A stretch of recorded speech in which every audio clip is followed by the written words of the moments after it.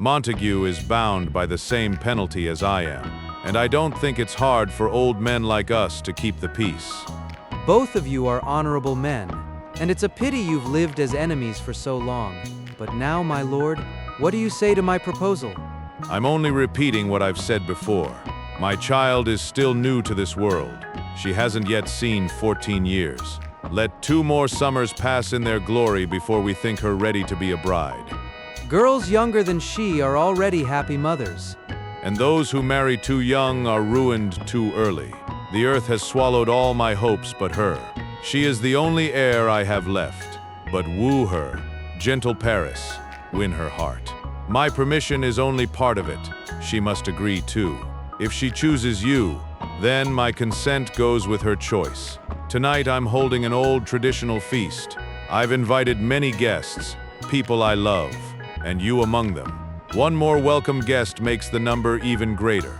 At my house tonight, you'll see earth-treading stars that make the dark heaven light.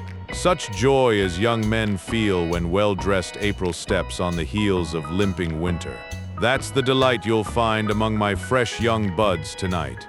Look at them all, like her most whose merit shines the brightest. When you see many beauties, my daughter, being just one, might seem ordinary.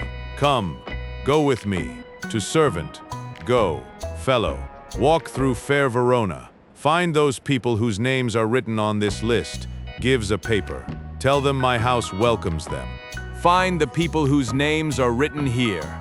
It says the shoemaker should work with his yardstick, the tailor with his last, the fisher with his pencil, and the painter with his nets. But I'm sent to find people whose names are written here, and I can't read what the writer has written. I must find someone who can read. Oh, here comes someone. Tut, man. One fire burns out another. One pain is lessened by another's anguish. Turn dizzy, and find help by turning back. One desperate grief is cured by another's longing. Let your eyes catch a new love, and the deep poison of the old one will fade. Your plantain leaf works excellent for that. For what? For your broken shin. Why, Romeo?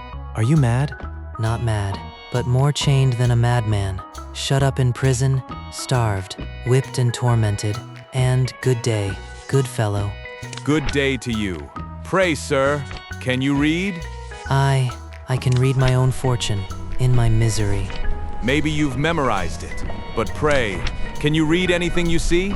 If I know the letters and the language. You speak honestly. Farewell. Stay, fellow, I can read it.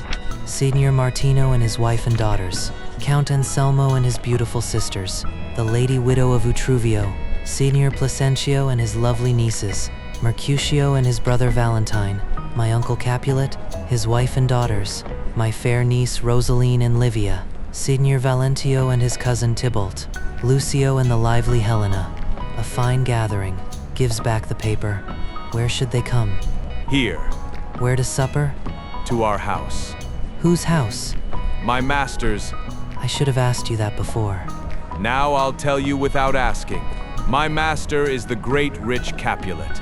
And if you're not from the house of Montagues, I pray you come and share a cup of wine. Farewell. At this same feast of Capulets, the fair Rosaline you love so much will be dining. With all the admired beauties of Verona, go there with clear eyes. Compare her face with some I'll show you, and I'll make you think your swan is just a crow. When my eyes commit such falsehood, let my tears turn to fire. Let them burn for lies. These eyes that have drowned so often yet never died, burn them as heretics. One fairer than my love? The all-seeing sun has never seen her match since the world began. Tut, you saw her fair because no one else was there. She was only weighed against herself.